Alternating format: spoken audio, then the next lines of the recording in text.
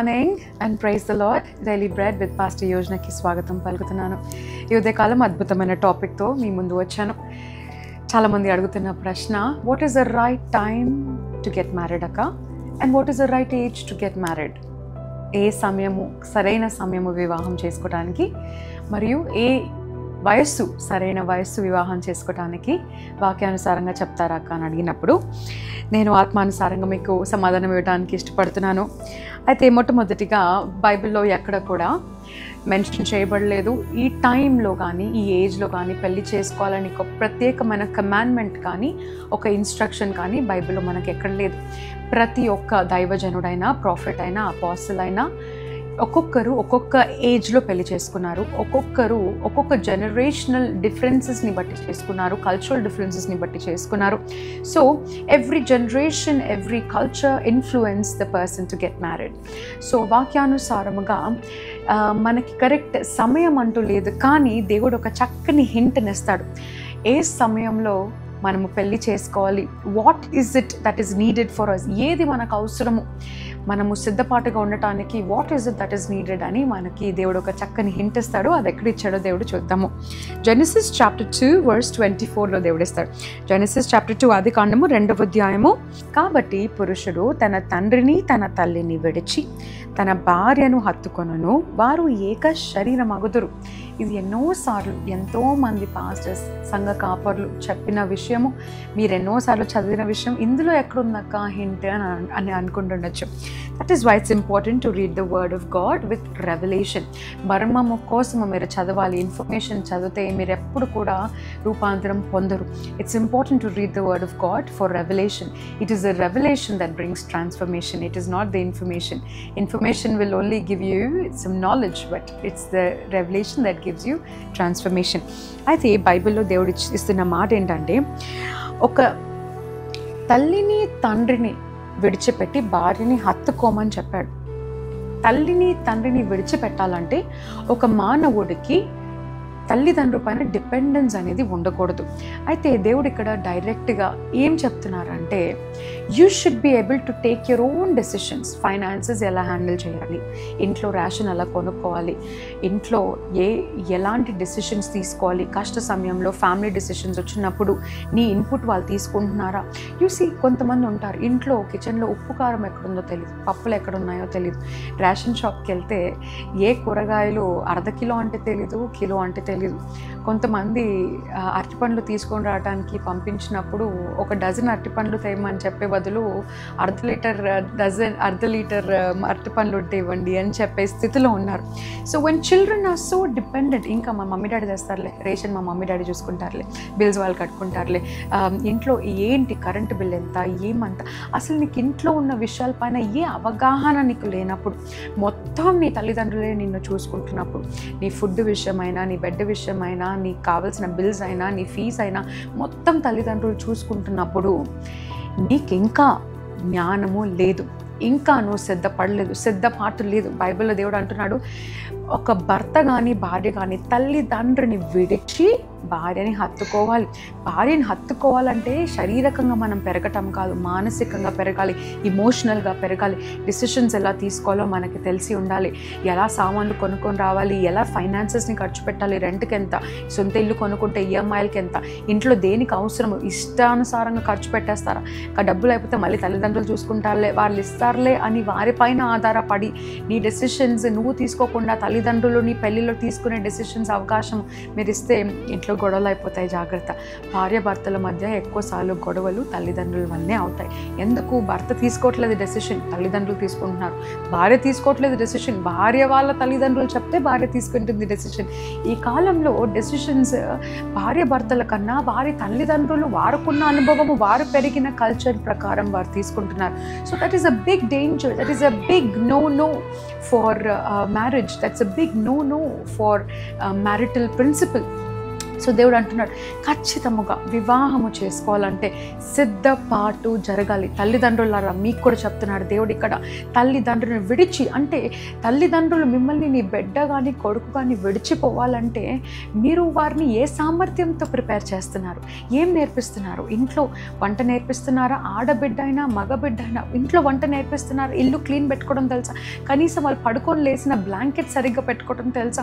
మీరు bedsheets change చేసేంత వరకు వెయిట్ చేస్తున్నారా? వాళ్ళ షీట్లు వాళ్ళు చేంజ్ చేసుకుంటున్నారా? కనీసం ఇంట్లో పనులు ఉన్న వాళ్ళతో చేయిస్తున్నారా? లేదా ఇంట్లో వంట వచ్చా, కిచెన్లో అసలు ఏముందో వారికి తెలుసా? రేషన్ షాప్కి పంపిస్తే వాళ్ళు ఏం సామాన్లు తీసుకొస్తారో తెలుసా? నువ్వు లిస్ట్ రాస్తేనే తీసుకొస్తున్నారా? లిస్ట్లో లేనివి కూడా తీసుకొచ్చేంత ఇంట్లో జ్ఞానము ఆ బిడ్డకి కలిగి ఉందా? ఇవన్నీ మీరు బిడ్డను సిద్ధపాటు చేయాలి. చూడండి, యేసు ప్రభువారు సిద్ధపడిన వధువు కోసం వస్తున్నానని దేవుని వాక్యంలో రాసుంటుంది. సిద్ధపడిన వధువు అంటే ఏంటండి? అంటే తయారై సిద్ధముగా అన్ని విషయాలు తెలుసుకొని సంఘ కాపరులు సంఘాన్ని సిద్ధపరుస్తున్నారు. దేవుని రాకడ ఎందుకు మనం ఎత్తబడాలి, రక్షణ ఎందుకు తీసుకోవాలి, రక్షణ తీసుకోకపోతే ఏంటి, ఎందుకు మనం సిద్ధపాటుతో ఉండాలి, ఎత్తబడిన తర్వాత ఏంటి అని సంఘస్థులను ప్రిపేర్ చేస్తుంది. అలాగే సంఘ కాపరికి ఎంత బాధ్యత ఉంటుందో సంఘం పైన, బిడ్డలు ఇంట్లో పోవాలంటే తల్లిదండ్రుల పైన అంతే బాధ్యత ఉంటుంది. తల్లిదండ్రులు మీకు లేరా? మీరు ఆర్ఫన్గా ఉన్నారా? నో ప్రాబ్లం, వాక్యం నీకు నేర్పిస్తుంది. Read the word of God. శ్లోకంలో లేని జ్ఞానము, తల్లిదండ్రులు ప్రేమ చూపించలేని ప్రేమ సమస్తమై వాక్యంలో, వాక్యానుసారంగా మీరు నేర్చుకోండి, చదవండి. జ్ఞానము దేవుడు తెరుస్తాడు, పరలోకం వైపు నీ ఆత్మ నేత్రాలు తెరుస్తాడు. ఎలా చదవాలో, ఎలా వాక్యంలో ఎదగాలో, ఎలా దేవునిలో ఎదగాలో, లోకంలో ఉన్న పనులు ఎవరితో ఎలా మాట్లాడాలో, ఎప్పుడు మాట్లాడాలో, నీకు ఎలాంటి వరం ఉందో, ఎలాంటి పిలుపు ఉందో సమస్తము నీకు వాక్యము ద్వారా దేవుడు నేర్పిస్తాడు. సో సిద్ధపడిన వధువు, are you prepared? So right time, when is the right time to get married అన్నప్పుడు ఏదో మంచి సంబంధం వచ్చింది is not the right time అండి. ఏదో మంచి సిద్ధంగా ఉన్నాడు ఒక అబ్బాయి is not the right time. Are you prepared? ఒక భార్యగా నీ డ్యూటీస్ అండ్ రెస్పాన్సిబిలిటీస్ని నిర్వర్తించే బిడ్డగా ఉన్నావా? ఎప్పుడు పిల్లల్ని కనాలో కూడా నువ్వు తల్లిదండ్రులు అడుగుతావా? ఎప్పుడు ఎలాంటి ఉద్యోగం చేయాలో, ఎలా నీ ఫైనాన్సెస్ హ్యాండిల్ చేయాలో కూడా నువ్వు భర్తను అడుగుతావు. What is it that you're lacking? అది సిద్ధపరచుకో. Prepare yourself. వాక్యానుసారంగా ప్రిపేర్, స్పిరిచువల్గా ప్రిపేర్ అవ్వు, ఫిజికల్గా ప్రిపేర్ అవ్వు, మెంటల్గా ప్రిపేర్ అవ్వు. Prepare yourself in every area సిద్ధపాటుతో. అంటే తల్లిదండ్రిని పక్కన లేకపోయినా కూడా నువ్వు జీవించగలుగుతావు కదా, that is the right time for you to get married. అయితే రైట్ ఏజ్ ఏంటి? What is the right age for you to get married?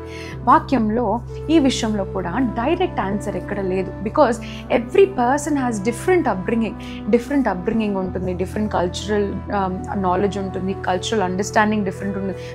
ప్రతి కల్చర్లో డిఫరెంట్ ఏజ్లో పెళ్లి చేసుకున్నారు. ఉదాహరణకి మదర్ మేరీ బైబిల్లో హిస్టారికల్గా చూసుకుంటే ఆ కాలంలో యూదులు 12 yearsకే పెళ్ళిళ్ళు చేసేవాళ్ళు. So she was engaged at a very young age. కానీ ఈ జనరేషన్లో 25, 35 still okay to not get married. So ఏ జనరేషన్లో వాళ్ళని బట్టి వాళ్ళు పెళ్లి చేసుకున్నారు. There is no particular time to get married అండి. హౌఎవర్ నేను నీకు సైంటిఫికల్గా ఆన్సర్ ఇవ్వడానికి ఇష్టపడుతున్నాను. మానవుల్ని దేవుడు చేశాడు. God prepared the human being. చేతులతో ఆయన సృష్టించుకున్నాడు, ఆయన పోలిక చొప్పున సృష్టించుకున్నాడు. అయితే మానవులకి ఒక కెపాసిటీ ఉంటుంది. కెపాసిటీ పేరు ఏంటంటే లాజికల్ రీజనింగ్. అంటే వాళ్ళు ఏదైనా చేస్తే ఆ చేసిన విషయము తప్పు అయితే దాని కాన్సిక్వెన్సెస్ ఎలా ఉంటాయో అర్థం చేసుకొని జ్ఞానవంతులుగా డెసిషన్ తీసుకునే కెపాసిటీ. అయితే లాజికల్ రీజనింగ్ అని మనం అంటాము. అయితే ఈ part of the brain is called prefrontal cortex అనేది ఇక్కడ ఉంటుంది. ఈ ఫోర్ హెడ్ వెనకాల ఉంటుంది. ఈ ఫోర్ హెడ్ వెనకాల ఉన్న పార్ట్ పేరు ప్రీఫ్రంటల్ కార్టెక్స్. దీని రెస్పాన్సిబిలిటీ ఏంటంటే మీరు ఎమోషనల్ డెసిషన్ తీసుకోకుండా లాజికల్ డెసిషన్ తీసుకునే కెపాసిటీ. అయితే the information that you should know about this ఏంటంటే అది 25 years వరకు పూర్తిగా ఫామ్ అవ్వదు. దాని అర్థము 25 years లోపల మీరు అన్ని ఎమోషనల్ డెసిషన్స్ తీసుకుంటారు. ఉదాహరణకి ఈ అబ్బాయి బాగున్నాడు, ఈ అబ్బాయిని పెళ్లి చేసుకుంటే ఫోటోలు బాగా వస్తాయి ఫ్యూచర్లో, it is an emotional decision. ఈ అబ్బాయి బాగా సంపాదిస్తాడు, ఈ అబ్బాయిని చేసుకుంటే నేను బాగా ఖర్చు పెట్టుకోవచ్చు, emotional decision. You know you will have some, అరే ఆ అబ్బాయి నాకు క్రష్ ఉంది, I just want to be with him, or anything ఎమోషనల్గా మీరు ఆలోచించండి. ఫర్ ఎగ్జాంపుల్ ఏదైనా ఉద్యోగంలో తిట్టారనుకో, నువ్వెవరు నన్ను తిట్టడానికి, నువ్వు నన్ను తిడతావా, నేనేంటో చూపిస్తానని కాన్సిక్వెన్సెస్ ఆలోచించకుండా ఇప్పుడు నేను మానేస్తే నా బిల్స్ ఎవరు కడతారు, ఇప్పుడు నేను మానేస్తే నా రెంటలా, ఇప్పుడు నేను మానేస్తే ఏంటి నా పరిస్థితి అని ఆలోచించకుండా నన్ను అంటాడా అని ఎమోషనల్గా డెసిషన్ తీసుకుంటారు కదా, దాన్ని ఎమోషనల్ రీజనింగ్ అని అంటారు. సో ఎమోషనల్ రీజనింగ్ ఇమ్మెచ్యూరిటీకి కారణము, అలాగే ఓవర్ ప్యాంపరింగ్కి కారణము. నిన్ను బాగా ఓవర్ ప్యాంపరింగ్ చేసి పెంచారా ఇంట్లో, నిన్ను బాగా నువ్వే తోపు, నీకన్నా తోపు ఎవరు లేరని ఇంట్లో చెప్పి పెంచుతున్నారా? అయితే ఈరోజు దేవుడు నిన్ను మాట్లాడుతున్నాడు, you are not ready for marriage, your time is not yet ready. Because ఎమోషనల్గా డెసిషన్స్ తీసుకుంటే your marriage will break very soon. అందుకే highest divorce rates are from 20 years, 18 years వాళ్ళు పెళ్లి చేసుకున్న వాటిలో హైయెస్ట్ డివోర్స్ రేట్స్ ఉంటాయి. ఎందుకు? పెళ్లి చేసుకుంటారు ఎమోషనల్గా, ఈయన బాగున్నాడు, ఈయనకి ఇంత ఆస్తి ఉంది, ఈ ఫ్యామిలీ బాగుంది, ఇది బాగుంది. You just have emotional reason to get married. అందంగా ఉంటాడు, ఫోటోలు బాగా వస్తాయి, సోషల్ మీడియాలో ఫేమస్ అవ్వచ్చు, అందరు మమ్మల్ని చూసి మెచ్చుకుంటారు, మేడ్ ఫర్ ఈచ్ అదర్ పేర్లాగా ఉన్నాము, ఆయన బాగా మాట్లాడుతున్నాడు, మంచి కాంప్లిమెంట్స్ ఇస్తున్నాడు. These are all the emotional reasons. అయితే సైన్స్ ఏం చెప్తుందంటే 18+ years, ఈ జనరేషన్లో, పాత జనరేషన్లో కాదు, ఈ జనరేషన్లో 18+ years వాళ్ళు పెళ్లి చేసుకున్న వాళ్ళందరూ ఎక్కువ డివోర్స్ రేట్స్ ఉన్నాయి. వై? బికాజ్ వాళ్ళ ప్రీఫ్రాంటల్ కార్టెక్స్ ఇంకా ఫామ్ అవ్వలేదు. లాజికల్ రీజనింగ్ తీసుకోవటానికి బ్రెయిన్ ఇంకా కెపాసిటీ లేదు. ఎందుకు అంటే because you are still learning and experiences బట్టి మనం ఒక తప్పు చేసినప్పుడు ఆ తప్పులో నుంచి వచ్చిన కాన్సిక్వెన్స్ని బట్టి మన కెపాసిటీ పెరుగుతుంది లాజికల్ రీజనింగ్కి. కొంతమంది చేసిన తప్పే చేస్తూ ఉంటారు. They will not give the brain the chance to grow and develop. But అదే 18-year-old అండి, ఈ కాలంలో 18-19 years old ఎక్స్ట్రీమ్లీ మెచ్యూర్ ఉంటారు. వాళ్ళకు ఆల్రెడీ ఈ ప్రీఫ్రాంటల్ కార్టెక్స్ ఫామ్ అయిపోయి ఉంటుంది. ఎందుకంటే వారి తల్లిదండ్రులు జ్ఞానవంతులుగా ఉండొచ్చు, మెచ్యూర్గా పెంచి ఉండొచ్చు, డిసిప్లిన్గా పెంచి ఉండొచ్చు, చేసిన తప్పుకి కాన్సిక్వెన్సెస్ ఇచ్చి ఉండొచ్చు. సో వాళ్ళ బ్రెయిన్ ఎలా అర్థం చేసుకుంటుందంటే బికాజ్ నేను ఈ తప్పు చేశాను కాబట్టి మా పేరెంట్స్ ఇలా అన్నారు, తిరిగి నేను ఇలా చేయకూడదు అనే బ్రెయిన్కి ఇన్ఫర్మేషన్ ఇచ్చినప్పుడు ప్రీఫ్రాంటల్ కార్టెక్స్ ఫాస్ట్గా డెవలప్ అవుతుంది. అందుకే కొంతమంది 18-year-old 19-year-old కొన్ని లక్షలు సంపాదిస్తుంటారు, కొందరు ఎక్స్ట్రీమ్లీ నాలెడ్జబుల్ ఉంటారు, వెరీ గుడ్ డెసిషన్స్ తీసుకుంటారు. బికాజ్ జ్ఞానవంతులైన పేరెంట్స్, ఇంటెలిజెంట్ కోషెంట్ అనే ఒక పార్ట్ ఆఫ్ ద బ్రెయిన్ అది హైగా డెవలప్ అయి ఉంటుంది. So the right age according to science is 25+ years. 25 to 35 yearsలో పెళ్లి చేసుకున్న వారి డివోర్స్ రేట్స్ చాలా తక్కువగా ఉంటాయి. బికాజ్ వాళ్ళు ఆలోచిస్తారు, అందంగా ఉన్నాడని చేసుకోరు. ఈ వ్యక్తి దేవుడు నాకు చూపించిన ఈ వ్యక్తితో ఉంటే నేను నా విజన్ని, దేవుడు నాకు చూపించిన ఈ గురిని నేను రీచ్ అవ్వగలుగుతానా, నాకు సహనం, ఓర్పు ఉందా, ఈ వ్యక్తితో జీవించి ఈ వ్యక్తి నేను కలిసి దేవుడిని సేవించే క్వాలిటీ నాకుందా, ఈయనకున్న ఆస్తి నేను ఎంత సంపాదిస్తున్నాను, నేను నా సంపాదన ఆయన సంపాదనతో కలిసి మేము ఈ లైఫ్ స్టైల్, ఈ జీవితాన్ని మేము గడపగలుగుతామా, నాకు డెసిషన్ తీసుకుని ఎప్పుడు పెళ్లి చేసుకోవాలి, ఎప్పుడు పిల్లల్ని కనాలి, ఎలా పిల్లల్ని పెంచాలి, ఏ మార్గంలో ఏ డిసిప్లిన్లో పెంచాలా అనే ఆలోచన నీకుందా, ఈ తప్పు చేస్తే ఈ కాన్సిక్వెన్స్ ఎలా ఉంటుంది, ఇప్పుడు నేను ఈ అబ్బాయిని డివోర్స్ ఇస్తే, కొట్టాడనే తిట్టాడనో ఏదైనా చేశాడనో డివోర్స్ ఇస్తే నా ఫ్యూచర్ ఏంటి, నా పిల్లల భవిష్యత్తు ఏంటి, ఇవన్నీ కూడా లాజికల్ రీజనింగ్ అనమాట. అది ఎప్పుడు వస్తుంది? 25+ తర్వాత. లైక్ ఐ సెడ్ కొంతమందికి ఎర్లీగా వస్తుంది. మరి నీ అప్బ్రింగింగ్ ఎలా ఉందో నీకు మాత్రమే తెలుసు. మీరు మమ్మీ తల్లిదండ్రుల మాట విన్నారా? వాళ్ళు ఎంత కొట్టినా కూడా మీరు అలాగే ఉన్నారా? మీ బ్రెయిన్కి కెపాసిటీ ఫామ్ చేసే అవకాశం మీరు ఇచ్చారా? నాకు తెలీదు. another beautiful way, prefrontal cortex చక్కగా వేగంగా పెరగటానికి మీరు ఏం చేయొచ్చు అంటే వాక్యం చదవటం. There is nothing in this word అండి, లోకం మనకు నేర్పించని దానికన్నా ఈ వాక్యములో ఉన్న విషయాలు కనుక మనం చదివితే no world can compete with what God can teach you. వాక్యము నీకు నేర్పిస్తుంది ఎలా మాట్లాడాలి, ఎలా కాన్సిక్వెన్సెస్ మీరు హ్యాండిల్ చేయాలి, ఎలా డెసిషన్స్ తీసుకోవాలి, ఎవరితో ఎలా ప్రవర్తించాలి, వివాహంలో ఎలా నడుచుకోవాలి. Everything is in the word of God. వాక్యం మీరు చదివినప్పుడు మీ ప్రీఫ్రాంటల్ కార్టెక్స్ ఓపెన్ అవుతుంది, మీ బ్రెయిన్కి లాజికల్ రీజనింగ్ అర్థమవుతుంది. Bible says ask me and I will give you wisdom. So దేవుడు నీకు ఇస్తే తప్ప, దేవుడు మీ జ్ఞానం తెరిస్తే తప్ప, దేవుడు మీ ప్రీఫ్రాంటల్ కార్టెక్స్ ఓపెన్ చేస్తే తప్ప మీరు జీవించలేరు, కరెక్ట్ మార్గంలో నడవలేరు. అందుకే వాక్యంలో రాసుంటుంది, కీర్తనుడు అంటాడు, unless the Lord builds the house your efforts are in vain. దేవుడు నీ జీవితాన్ని కడితే తప్ప నువ్వు ఎంత ప్రయత్నించినా కూడా వేస్టే. లోకంలో ఎంత చేసినా, ఎంత సంపాదించుకున్నా, జ్ఞానం లేకుండా ఆయన నీ జీవితాన్ని కట్టకుండా నువ్వు ఏమీ చేయలేవు. సో ఐ హోప్ దట్ ఈ రోజు నుంచి మనము మెచ్యూర్గా బిహేవ్ చేద్దామండి. తల్లిదండ్రులు మీరు కూడా బిడ్డలకు నేర్పించండి వాక్యం ఎలా చదవాలో, సంఘానికి ఎలా వెళ్ళాలో, స్థిరంగా ఎలా ఉండాలో, కమిటెడ్గా ఎలా ఉండాలో. వివాహానికి కావాల్సిన మెయిన్ క్వాలిటీ కమిట్మెంట్. మీరు సంఘంలో చూపించండి ఎలా కమిటెడ్గా ఉన్నారు, ఎలా మీరు సేవ చేస్తున్నారు. How are you growing in the Lord? Show your commitment to God. And మీ ప్రీఫ్రాంటల్ కార్టెక్స్ పెరిగిన తర్వాత లాజికల్ రీజనింగ్, అంటే ఇమోషనల్గా ఇంకా డిసిషన్స్ తీసుకోకుండా కాన్సిక్వెన్సెస్ని అర్థం చేసుకునే డిసిషన్స్ మీరు తీసుకున్నట్లయితే then you're ready for marriage. So ఈ వీడియో మిమ్మల్ని దీవించిందని నమ్ముతున్నానండి. చాలామంది యవ్వనస్తులకి ఈ వీడియో అవసరము. మీరు వెంటనే షేర్ చేయండి, మీ స్టేటస్లో పెట్టుకోండి. యవ్వనస్తులు ఈ వీడియో చూడాల్సిందే. తప్పుడు నిర్ణయాలు తీసుకుంటున్నారు. ఇన్స్టాగ్రామ్లో చూసి ప్రేమించానని, ఫేస్బుక్లో వ్యక్తిని చూడకుండా ప్రేమించానని. చూడండి, అన్ని ఫేస్బుక్ లవ్స్ రాంగ్ కాదు, అన్ని ఫేస్బుక్ లవ్స్ రైట్ కాదు. దేవుడు సోషల్ మీడియాని మీ ఫ్యూచర్ పార్ట్నర్ని కనపరచేలాగా వాడుకోవచ్చు, కానీ నీకు తెలివి ఉందా, జ్ఞానం ఉందా, ఆయన దేవుడి నుంచి పంపించిన వ్యక్త, దయ్యం నుంచి పంపించిన వ్యక్తి అని తెలుసుకునే జ్ఞానం నీకుందా? Today I'm asking you very honest question. Be very careful. జాగ్రత్తగా ఆలోచించే నిర్ణయాలు తీసుకోండి. మీరు సరైన సమయంలో సిద్ధపాటుతో ఉన్నప్పుడు, ప్రిపేర్డ్గా ఉన్నప్పుడు, మీరు నిలకడక మీ కాళ్ళ మీద మీరు నిలబడి ఉన్నప్పుడు then you are ready to get married. No one will stop you. But don't be married emotionally. Divorces, పిల్లలు పుట్టడము, వాళ్ళ జీవితాలు నాశనం అయిపోవటము, rest of your life will going to vain. మీ జీవితం అలా అవ్వద్దని నేను ఇష్టపడుతున్నాను. ప్రార్థన చేసుకుందామా, దేవుడిని అడుగుదామా? అడిగిన దేవుడు మంచివాడు, అన్నీ కూడా ఇచ్చే దేవుడు. ప్రార్థన. పరిశుద్ధమైన దేవానికి స్తోత్రములు అర్పిస్తున్నాను. ఈ ఉదయకాలం మాతో మాట్లాడిన అద్భుతమైన మాటను బట్టి నీకు వందనాలయ్యా.